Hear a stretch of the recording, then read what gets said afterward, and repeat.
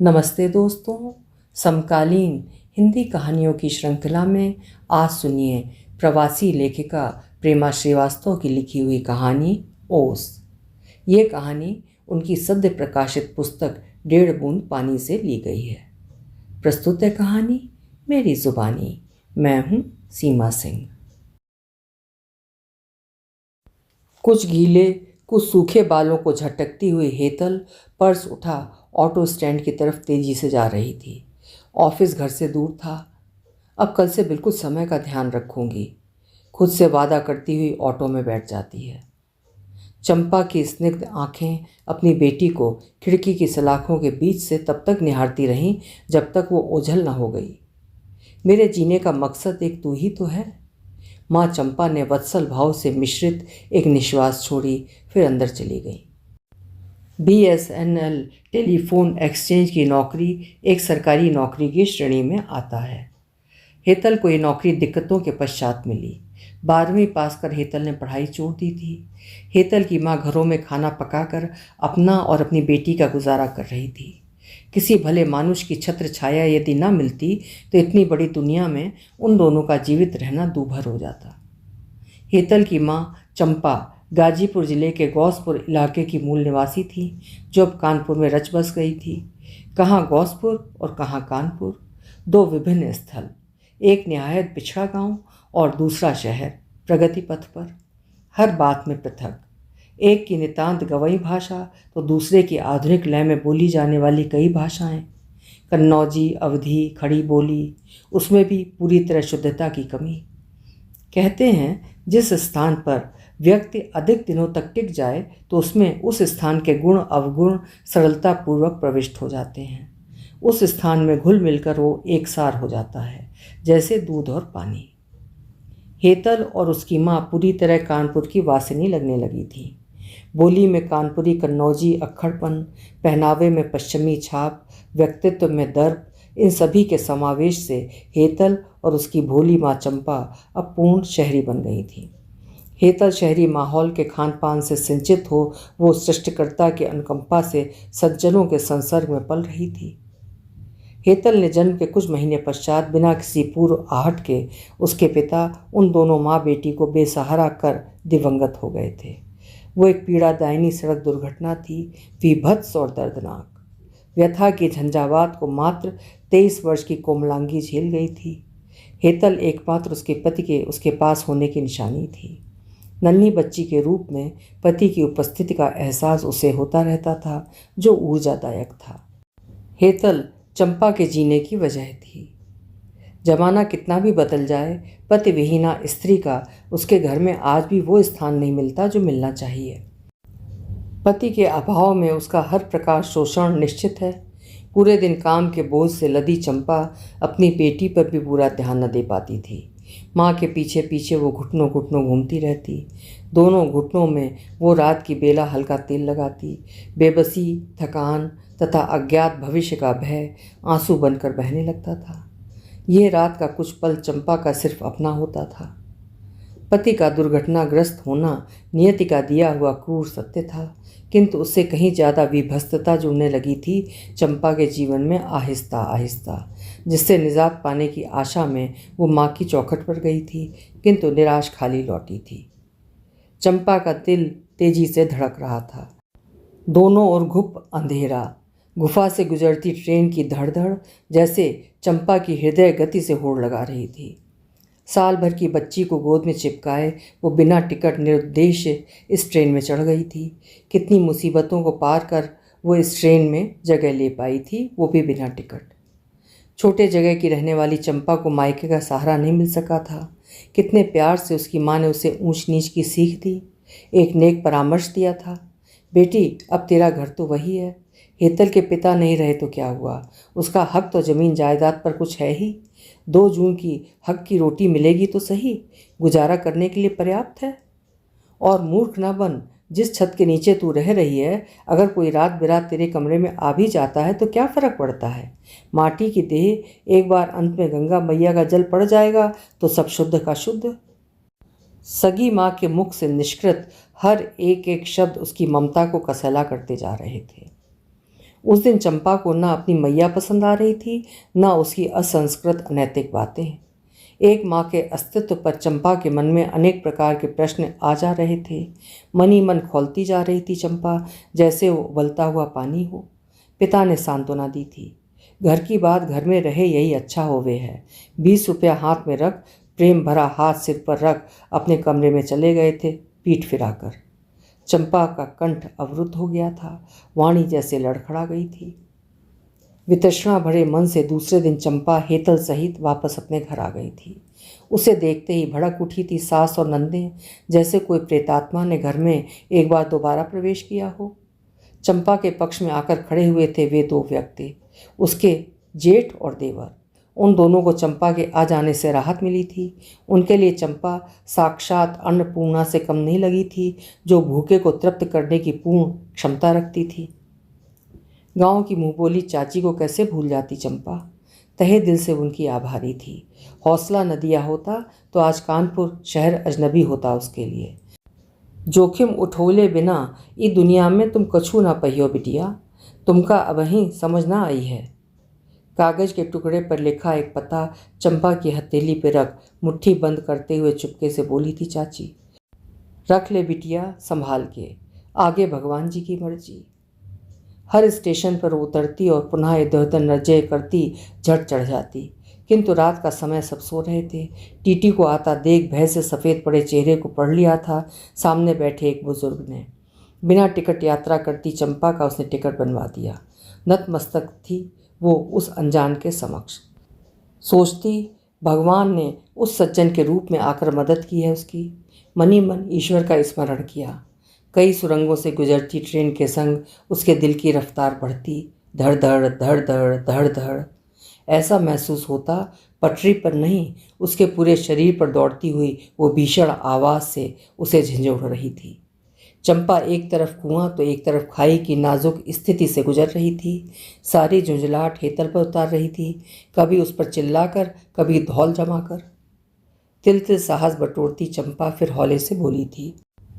तिल तिल साहस बटोरती चंपा फिर हौले से बोली थी, साहब जी आपने कृपा की, धन्यवाद। एक याचना थी साहब, आपके घर के हाथे में जरा सी ज़मीन बैठने के लिए। जल्दी कहीं कुछ इंतज़ाम कर लूँगी, कहीं भी कोई काम कर लूँगी, बच्ची को पालना है। एक लाचार वक्त की मार खाते हुए आपके सामने खड़ी हूँ। नया शहर है, दुनिया की दरिंदगी से बचा लीजिए साहब।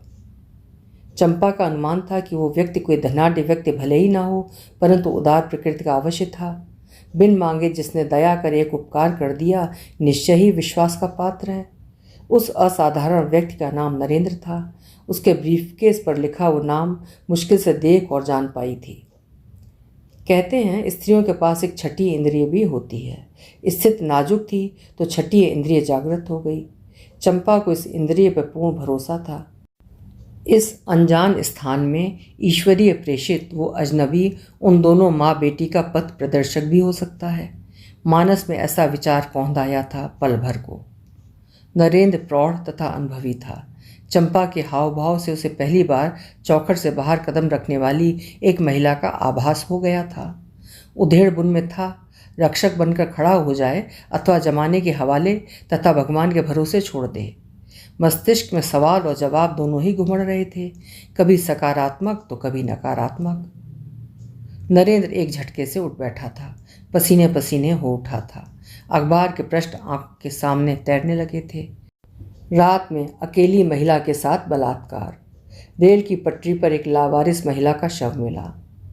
प्रतिदिन की ऐसी खबरें अब आम होती जा रही थीं। नरेंद्र एक भद्र पुरुष और चंपा अपने हालात की मारी असहाय पतिविहीना स्त्री, छोटी सी बेटी के भविष्य को संवारने का बीड़ा उठाए निकल पड़ी थी अनजान पथ पर। चंपा के इस निर्णय का औचित्य और अनौचित्य दोनों ही तत्काल संदिग्ध था। संकट से हनुमान छुड़ावे, आस पर टिका था संपूर्ण वजूद और भविष्य। पति की एक निशानी थी हेतल, उसके प्रति अपना धर्म निर्वाह करना था। हर मुसीबत का सामना करने के लिए तत्पर थी। एक माँ तब हर जोखिम के समक्ष डटी रहती है जब प्रश्न उसके बच्चे का हो। ट्रेन कानपुर स्टेशन पर आकर रुक गई थी। सफ़र का अंतिम पड़ाव। नरेंद्र ने अपना सामान उतारा, साथ ही चंपा से बोला, आप भी मेरे साथ चलिए, मेरी पत्नी आपकी समस्या का कोई ना कोई हल निकालेगी। चंपा ने एक मुड़ा चुड़ा पर्चा बढ़ाया। ये मोहल्ला के धरे साहब वहीं छोड़ दें। पर्चा संभाल कर रख उसने ऑटो किया। सहमी हुई चंपा हेतल को संभालती हुई बैठ गई। घर पहुंच नरेंद्र ने सब हाल बताकर उसे अपनी पत्नी के हवाले कर दिया। पर्चे का पता पढ़ नरेंद्र की पत्नी सुबह खिल उठी। ये तो पता हमारा ही है नरेंद्र, यानी पूरे रास्ते ये लोग आपके संरक्षण में रही। चंपा एक कोना मांग रही थी, उसे तो ईश्वर ने एक परिवार ही दे दिया। चंपा को पैर टिकाने को मिला और सुबी को बिन मांगे एक सखी, और सूने घर आंगन को रौनक। हेतल नरेंद्र और सुबी के आंगन में निर्विघ्न निर्भीक पलने बढ़ने लगी। स्वभाव से कोमल शांत थी, जिसे समयानुसार रिश्तों की सच्चाई भी समझ आने लगी थी। चंपा दूसरों के घर खाना पकाती, गृह कार्य करती, तब तक हेतल की पढ़ाई का खर्चा निकाल पाती। नरेंद्र और सुबी के उपकारों को तो वो इस जन्म में भूल नहीं सकती, पर उन दंपति पर पूरा भार नहीं डालती थी। गाढ़े वक्त में उन लोगों ने सहारा दिया था, पर अपनों ने झटक दिया। हेतल के पिता का अपने गांव में जमीन जायदाद में हिस्सा था, जिसे चंपा स्वेच्छा से छोड़ आई थी। वहां शोषण था और हेतल का भविष्य संदिग्धावस्था में। अपनी बेटी के लिए उसके पति ने ऊंचे सपने बुने थे। हेतल अभावों में पली बढ़ी थी, अतः शीघ्र सयानी हो गई थी। मन संयमी था और पूर्णता अपने अधिकार में। इसी विशेष गुण के कारण वो अन्य सामयिक कन्याओं से अलग मनोवृत्ति की थी। 12 पास कर उसने अपना और माँ के भविष्य में सोचना आरंभ कर दिया। आजीवन उन पर उपकार करने वाले उन दंपत्ति का भी सहारा उसे ही बनना है, अन्यथा उसका जीवन अर्थहीन है। इतना आसान नहीं था नौकरी पाना। निरंतर प्रयत्नशील रही, अंततः उसे टेलीफोन एक्सचेंज की ये नौकरी मिल पाई थी। उच्च पदस्थ नौकरी नहीं थी, किंतु जिस परिप्रेक्ष्य एवं हालात से चंपा गुजरी थी, उसके मुताबिक ये नौकरी पाना बहुत बड़ी कामयाबी थी उनके लिए। प्रथम वेतन लेकर चहकती हुई खिली हुई सी घर आई थी। मातृ तुल्य सुबी और पिता समान रक्षक नरेंद्र जी के सामने अंजलि भर वेतन अर्पित किए थे हेतल ने। चंपा और हेतल की आंखों में जबरन रोके गए आंसू ने जैसे बंधन तोड़ दिए थे। एक अनजान के घर पनाह मिलना दैवीय आशीर्वाद तथा ईश्वरीय चमत्कार था। मेरा सामना हुआ था सर्वप्रथम हेतल से। कानपुर की ठिठुरती कपकपाती दांत कटकटाती ठंड, हरिहर नाथ शास्त्री नगर का एक फ्लैट। छरहरे बदन की दुबली पतली हेतल ने मेरा सामान उठाकर कमरे में रखा। इतने लोगों के बीच अनेक अनजान चेहरों में वो आकृष्ट कर रही थी। कुछ तो विशेष भाषा थी उसकी आंखों की। मृग शावक से निरहीता उसकी भंगिमा में समाहित थी। शादी के घर में चंपा घर की रसोई संभाल रही थी। बेटी भी माँ के संग थी। वो उस उम्र की लड़की जैसी चंचल बातूनी, बात बात पर खिलखिलाने वाली नहीं थी। कम से कम बात करती, वो भी ज़रूरत भर की। फिर मिली चंपा से, जिसका भोलापन विरासत में मिला था हेतल को। शिष्ट सभ्य गांव की सरलता, शहर की सतर्कता का मिश्रित रूप थी चंपा। धूप में बैठी उस सद्य स्नाता हेतल पर मेरी आंखें टिक गई थी। मुझे देखकर अपने स्थान से उठती हुई मीठे और आदरपूर्वक स्वर में बोली, आइए बैठिए ना, ठंड बहुत है, आपको आदत नहीं होगी। मैं बैठी, पर सारा ध्यान उस पर था। वो चंपा की बेटी थी, किसी ने बताया, बेचारी बिन बाप की है। घर वालों ने हक से वंचित किया, तब से एक सज्जन के घर रहती है। मैं आर्द्रता से भर उठी। वक्त की वक्री चाल ने उसे घर त्यागने तक को लाचार कर दिया था। माँ की कुछ मदद करने के पश्चात तैयार हुई और ऑफिस के लिए निकल पड़ी। रात 11 बजे दिसंबर माह सन्नाटे की रात एक स्कूटर रुका, हेतल को छोड़कर वापस चला गया। शादी का घर मेहमानों से भरा था। बातों के खजाने खुले थे। अनुभवों की गाथा तथा सुनी सुनाई खबरों की कमी नहीं। पुरानी नई दोनों पीढ़ी मौजूद थीं। दूसरों के विषय की वार्ता चर्चा का रसास्वादन सबको प्रिय था। हेतल कानाफूसी का विषय बनी, पर वो उन बातों से अनभिज्ञ थी। ऑफिस के काम में अक्सर रात की ड्यूटी में उसका सहकर्मी उसे घर तक सुरक्षित छोड़ जाता था। एक रात उसके आने पर सारे उपस्थित मेहमानों ने अच्छा खासा तमाशा खड़ा कर दिया। घात लगाए बैठे थे। जैसे ही स्कूटर की आवाज़ आई, सब चैतन्य होकर बाहर निकल आए।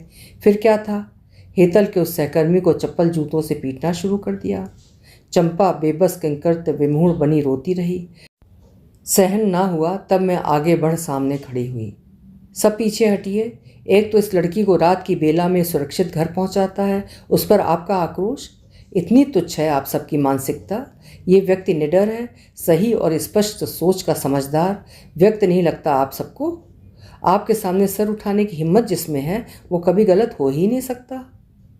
हर रिश्ते का एक ही नाम प्रेम नहीं होता, मानवता का रिश्ता होता है, एक परम धर्म होता है, पर सबसे पहले कुटिल मन में कुटिल रिश्ते का आभास होता है जो तुच्छ प्रवृत्ति का द्योतक है। और यदि ऐसी भावना हो भी तो क्या फर्क पड़ता है आप सबको? ये बालिग हैं, शिक्षित हैं, अपनी भावनाओं को अंजाम देने में समर्थ हैं। आप सबके ज़माने में गलत को स्वीकार करने का दम भी तो नहीं रहता था किसी में। कभी दहेज तो कभी दबाव में आकर बीच मझधार में छोड़ कदम पीछे हटाना ईमान नहीं था। वचन निर्वाह न करना एक घोर अपराध है। कभी सोचा? अब सब पीछे लौटिए, कह हेतल के सहकर्मी को भीतर ले उसकी जख्म की पट्टी की। उसने प्रणाम किया और घर चला गया। शादी का घर रौनक ही रौनक थी। सब कार्यक्रम निर्विघ्न समाप्त हुए। सब सगे संबंधी अपने अपने घर वापस गए। 1 वर्ष गुजर गया। नरेंद्र को एक बंद लिफाफा पोस्ट से मिला। नरेंद्र जी को आदर सम्मान देते हुए उनकी सज्जनता की सराहना की थी। पत्र प्रयागराज से भेजा गया था। 1 वर्ष पूर्व कानपुर में देखा था। बेटे की नौकरी लगते ही हेतल का हाथ मांग लिया। पत्र के अंत में चंपा और सुबी के सानिध्य में पली हेतल की खुले दिल से प्रशंसा थी। हेतल के व्यक्तित्व में कुछ नए कुछ पुराने जमाने के आचरण का मिश्रित रूप था जिसने उन्हें विशेष प्रभावित किया था। पत्र प्रयागराज उत्तर प्रदेश से उन सज्जन का था जो 1 वर्ष पूर्व कानपुर में अपने संबंधी के घर किसी विवाह में शामिल होने आए थे।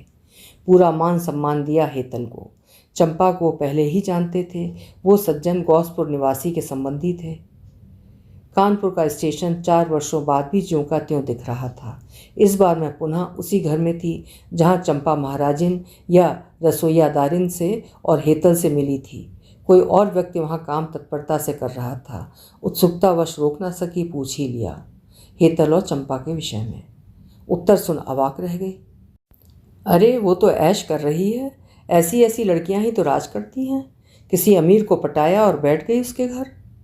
अचरज से मेरा मुंह खुला का खुला रह गया। ऐसी वैसी लड़की? कभी उसके नाम से हटेगा या नहीं, ईश्वर ही जाने। ओस की बूंद जैसी नाजुक संघर्षों की स्थिति में हेतल मोती बनकर चमक रही थी, फिर भी वो ऐसी ही वैसी। मन आकुल हुआ था। टीस मन में ये थी कि ये कैसे लोग हैं, किस पिछड़ी मानसिकता की छाप है ये। अबला का जामा कभी नारी वर्ग उतार कर आत्मबल युक्त स्वावलंबन का नव वस्त्र धारण कर भी पाएगी। इसी की प्रतीक्षा में पलके बिछाए भविष्य की ओर आशा लगाए था समस्त नारी वर्ग।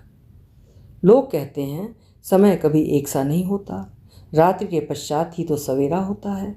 नई उम्मीदों के साथ लोग, समाज, विचारधाराएं, मान्यताएं सब नवीन हुई। आज 21वीं सदी में अधिकांश महिलाएं कामकाजी हैं, स्कूल में, ऑफिस में, सर्व क्षेत्र में उच्च पदस्थ हो कार्यरत हैं। समय लगा किंतु महिलाएं, विशेषता कामकाजी महिलाएं मुक्त हो चुकी हैं ऐसी वैसी की प्रेत बाधा से सदा के लिए।